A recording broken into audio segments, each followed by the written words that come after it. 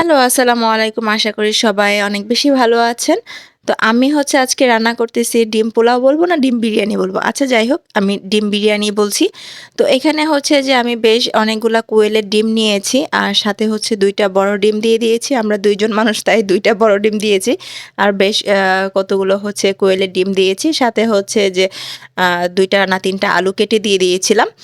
তো ওইটা হচ্ছে ঘরোয়া মসলা দিয়ে একদম বিরিয়ানি সিস্টেমে করে আমি রান্নাটা করে নিয়েছি ডিমটা। রান্না করে নিয়ে রেখে দিয়ে আমি এদিকে হচ্ছে যে চালটাকে একটু ভেজে নিচ্ছি। তো চাল ভাজার মধ্যে হচ্ছে যে আমি এখানে বাটা মসলা দিয়েছি, হালকা একটু পেঁয়াজ কুচিও দিয়েছি, দিয়ে হচ্ছে ভেজে নিয়ে খুব সুন্দর করে এখন হচ্ছে এর মধ্যে আমি পানি দিয়েছি প্লাস হচ্ছে দুধও দিয়েছি। দিয়ে হচ্ছে যে পানিটা হচ্ছে ফুটে আসার পর আমি ডিমটাকে দিয়ে দিলাম। ডিমটা তুলে রেখে দিয়েছিলাম। সেই ডিমের মিক্সটা দিয়ে দিলাম। দিয়ে এখন হচ্ছে আলতো করে চালের সাথে মিক্স করে নেব। নিয়ে উপর দিয়ে হচ্ছে বেশ অনেকগুলা কাঁচামরিচ দিয়ে দিব। দিয়ে এখন হচ্ছে যে এটা কিছুক্ষণ একটু দমে রেখে দিব।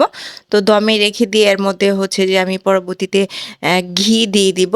ঘি দিয়ে হচ্ছে যে পরে সার্ভ করার পালা বা খাওয়ার পালা। তো আজকে রাতের খাবারে বা ডিনারের জন্য হচ্ছে আমি এই ডিম বিরিয়ানিটা রান্না করেছিলাম।